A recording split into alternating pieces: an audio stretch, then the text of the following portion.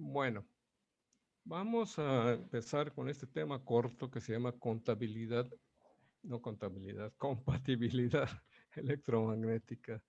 ¿Ok? Déjame quitar, ya me acabo de acordar que a mi teléfono le debo quitar el volumen, si no entra una llamada y nos interrumpe, ¿no? Listo, está en silencio. Correcto. Compatibilidad electromagnética es el tema de hoy, ¿no? ¿Qué se entiende por compatibilidad electromagnética? Y no solo es para una estación de radioaficionados, para muchas cosas, ¿no? Es la habilidad de un aparato, equipo o sistema de funcionar satisfactoriamente en su entorno electromagnético sin causar disturbios electromagnéticos intolerables a ningún otro aparato en dicho ambiente. Dicho de otra forma, es básicamente la habilidad de un equipo electrónico de funcionar sin detener el correcto funcionamiento de otro equipo electrónico. Esto es muy común en las estaciones de radioaficionado que suceda, ¿no? De pronto eh, transmites y se encienden las lámparas o se apagan, transmites y de pronto te toca la puerta del vecino o si es tu amigo te llama por teléfono de que le estás haciendo ruido en su televisor, etcétera, ¿no?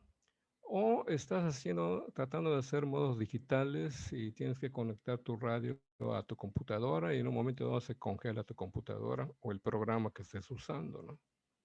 Y eso es porque tenemos un problema de radiación electromagnética en el ambiente en el que estamos trabajando.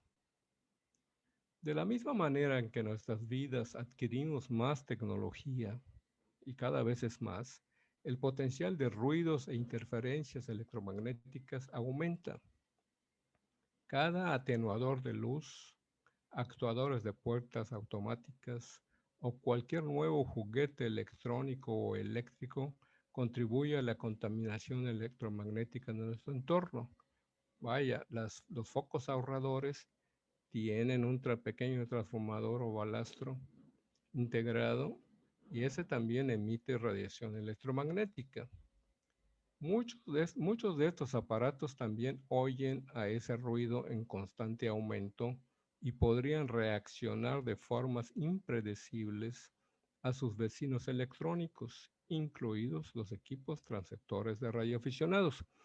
Como nuestro equipo puede causar problemas a otros aparatos, también otros aparatos nos pueden causar problemas. De pronto tienes ruidos ahí que no sabes de dónde vienen. ¿Mm? Y muchas veces están en el entorno o en la misma casa del radioaficionado en un momento dado. Tarde o temprano, todo aficionado activo tendrá un problema de interferencia, ya sea con algún aparato electrónico del vecino o algún tipo de interferencia al propio equipo transceptor causada por los ruidosos aparatos electrónicos que muchas veces están incluso en nuestros propios hogares. La mayoría de las veces estos problemas pueden ser solucionados con remedios técnicos estándar o el uso apropiado de nuestras habilidades diplomáticas al hablar con algún vecino que pudiera sufrir alguna interferencia ocasionada por nuestros equipos, cazando los ruidos o interferencias, dice acá, interferencias. La contaminación por ruido de radiofrecuencia está por doquier, aunque no la podemos ver, oír, oler, ni tampoco recoger y estudiar a placer, debido a que ésta va y viene, es decir, se mueve junto con sus emisores o sus víctimas, a menos que sea el transformador. Voy a admitir a William Arizmendi, Arzamendi, aquí estoy con Arizmendi, Arzamendi Montejo. William, muy buenas noches, ¿ya entraste? Hola, Hola, William. buenas noches. Buenas noches, grupo. Muy buenas noches, bienvenido. Disculpa. Entonces decíamos que la contaminación por ruido de radiofrecuencia, iPhone, Andrés creo que se salió, está pidiendo entrar otra vez. Ahorita me dice. Andrés, tú volviste a pedir entrada. Bueno, Andrés, ¿estás por acá? Sí, Bueno, por los que se me descargó el teléfono, ya traemos. ok, perfecto. Gracias. Nomás estaba yo verificando si no era otra persona, ¿no? Entonces decíamos que la contaminación por ruido de radiofrecuencia está por todos lados, aunque no la podamos ver, oír, oler, tampoco recoger y estudiar a placer, debido a que esta va y viene. Es decir, se mueve junto con sus emisores o sus víctimas. Pero también puede estar estática, puede ser un transformador en la calle, a media cuadra, en la esquina de la casa de uno, ¿no? Y esa es fija todo el tiempo, pues tiene algún arco eléctrico que nos está metiendo ruido, puede suceder. Empecemos con el hecho de que cualquier aparato digital tiene en su interior un reloj de alta velocidad y un tren de datos que se dispersan profusamente. Motores eléctricos y generadores, computadoras, letreros luminosos de neón, maquinaria industrial, lámparas fluorescentes, fuentes de poder de switcheo o conmutadas, también se les conoce como conmutadas, son algunas de las incontables fuentes de ruidos electromagnéticos a los que podemos sumar las llamaradas solares, los rayos cósmicos y el viento solar. Son también fuentes de ruidos electromagnéticos, es decir, pues que estamos rodeados, estamos inmersos en un ambiente electromagnético, aunque no existieran los aparatos que aún existen, por el simple hecho de las llamaradas solares, los rayos cósmicos, el viento solar, etcétera. Creo que eso de los rayos solares o interferencias solares afectan Ajá. también a los satélites, ¿verdad, don Pablo? Definitivamente los afectan y cuando la explosión solar es muy fuerte, ha habido años en que en Canadá pues simplemente explotan los transformadores de las líneas de alta tensión, de media tensión. Los cables chisporrotean, se quedan sin corriente por horas, etcétera, ¿no? Esos países que están en una latitud cercana al Polo Norte están muy afectados por el tipo de radiación electromagnética que nos llega del Sol y están bastante preparados, tienen transformadores de reserva, pues tienen la gente necesaria para moverla en un momento dado, etcétera, ¿no?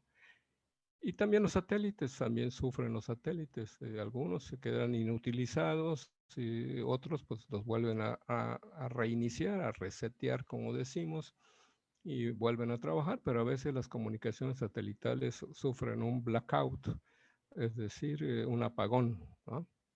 A las latitudes en que estamos nosotros, eso no es muy frecuente, no que no se pueda dar, pero no es frecuente, ¿no? Debemos contar con una toma de tierra física adecuada y de preferencia. Perdón. El radioaficionado es responsable de la correcta operación de su estación y eso es el primero que te decía la COFETEL y que ahora te dice la IFETEL, la cual debe de estar debidamente diseñada y él o los equipos correctamente instalados. Es por eso que tanto COFETEL como ahora la Instituto Federal de Telecomunicaciones te pide que tengas un curso eh, para radioaficionado. Debemos contar con una toma de tierra física adecuada y de preferencia, aunque no siempre es necesario, utilizar un filtro de paso bajo, que ya lo habíamos visto, o low pass filter, sus siglas en inglés. ¿Qué hace este tipo de filtros? Pues te quita mucha interferencia electromagnética. Te suprime las interferencias electromagnéticas. En los radios ya más modernos, este filtro ya está integrado, ¿no? En los radios analógicos anteriores, vamos hablando de los 80s, 90s, tendrías que ponerle un filtro de paso bajo si es que es necesario, ¿no? Por lo general, Si los propios equipos electrónicos en la estación de aficionados se comportan de manera normal, es decir, no sufren de interferencias, podemos estar casi seguros de que nuestra estación no es parte o generadora de problemas de interferencia electromagnética. Sin embargo, si se demostrara que la estación o algún equipo dentro de esta es la causante de dichas emisiones, el operador deberá encontrar y eliminar la fuente de interferencias. Si hay una queja del vecino y no actuamos diplomáticamente y nos peleamos con él puede acudir a las autoridades. Y entonces vamos a tener un problema mayor. Por lo general, el vecino que se queja de que estás interfiriendo su televisor es porque tiene un televisor antiguo, ¿no? De tubos catódicos. Los nuevos televisores plasma, LCD, son menos propensos a las interferencias de transmisiones electromagnéticas. Tienen filtrajes, pues. Entonces ya no es tanto el problema y si aunamos a eso que ya no están usando más del 90 y tantos %, ya no usan antenas aéreas, salvo en lugares donde captan la televisión terrestre, pues menos problemas porque están conectados a un cable que viene de una compañía, que puede ser fibra óptica o el cable común y corriente de cobre. Pero es menos probable que le causemos problemas al vecino si tiene un televisor o varios televisores modernos o si está conectado a un sistema de cablevisión, cualquiera que sea. ¿Qué es lo que causa la interferencia? La interferencia ocurre cuando las señales radioeléctricas o los ruidos electromagnéticos son captados por artículos de consumo general como teléfonos, equipos de audio y video o televisores. Aquí pusieron televisiones, pero la televisión es el sistema que te permite ver en un televisor lo que está sucediendo lejos. Entonces, equipos de audio y video o televisores. Vamos a quitarlo y componerlo después. Lo que genera comportamientos indeseables como imágenes distorsionadas, voces extrañas o ajenas a la programación de radio y TV. Entonces podemos pensar que hay fantasmas o que es una transmisión de hace 20 años, etcétera, ¿no? En la mayoría de los casos, la fuente de interferencias está cerca de dichos artículos. Existen 3 tipos comunes de interferencia electromagnética. Uno es el ruido. La interferencia puede ser causada por una fuente electromagnética como son letreros defectuosos de neón, que cada vez hay menos porque ya hay las grandes pantallas que son de LEDs, etcétera, ¿no? Pero de vez en cuando nos encontramos con letreros de neón. Hasta los matamoscas eléctricos, los termostatos y relevadores de diversos aparatos, sistemas de cómputo, fuentes de switcheo conmutadas, por mencionar algunas.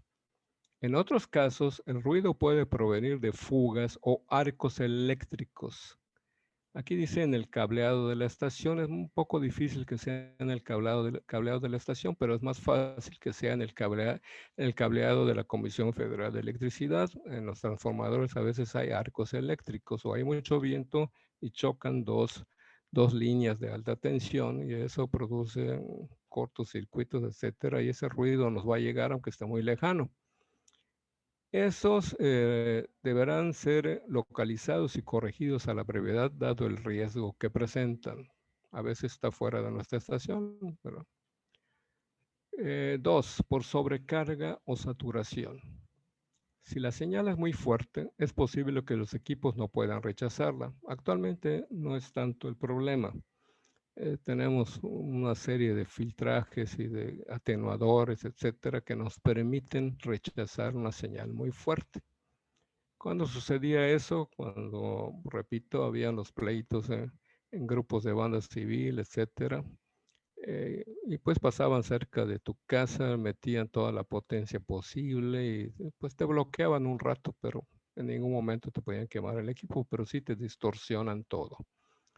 Los aparatos de radio y televisión deberían ser capaces de separar la señal deseada de entre un gran número de señales, y eso hacen los equipos modernos, y de aquellas que solo representan ruidos e interferencias.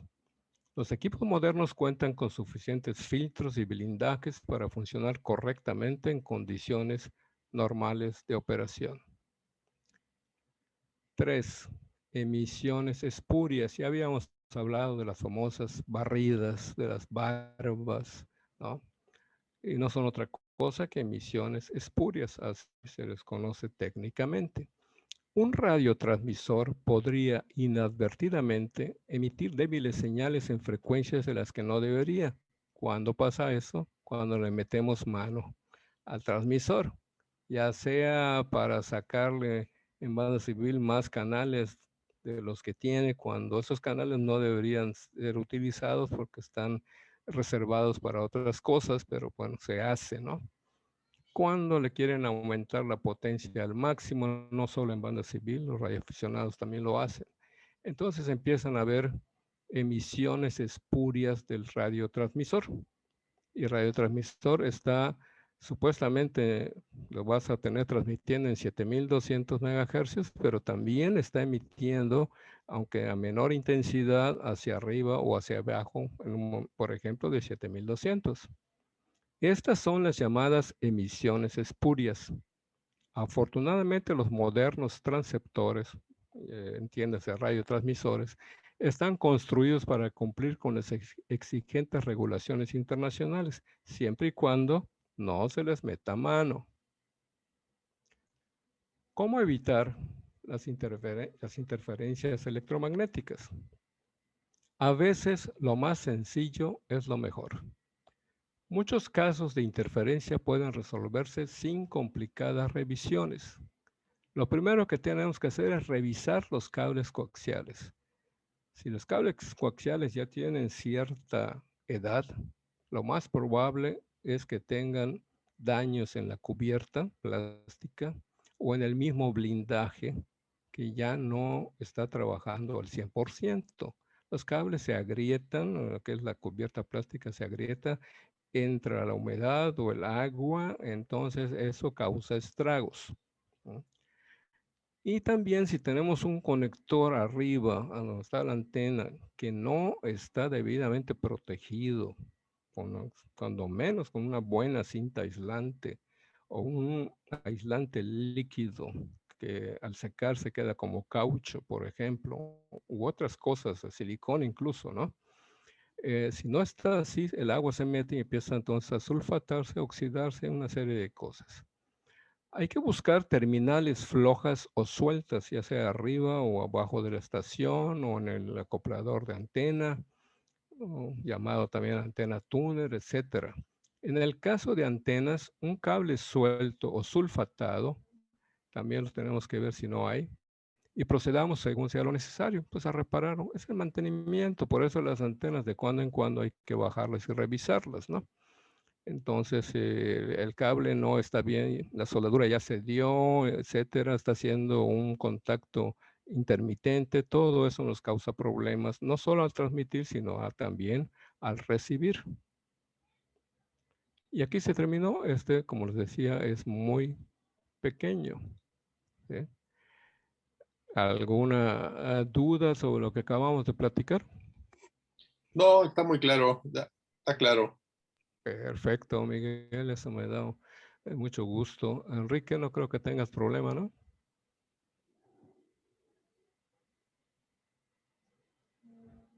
Sí, sin problema, muy entendible. Perfecto. Andrés, ¿alguna duda del tema que acabamos de tocar? No, estamos, Pablo. Nada más que se está Teniente García, ¿cómo vamos con este tema? Todo bien, señor, todo bien, entendible. Bien claro. William Arzamendi Montejo. Cristalino, don Pablo, cristalino. Ah, exacto, qué bueno. Julio Canul, ¿cómo vamos con este tema? Muy entendido ese ingeniero. Sí. Perfecto, pues me da mucho gusto.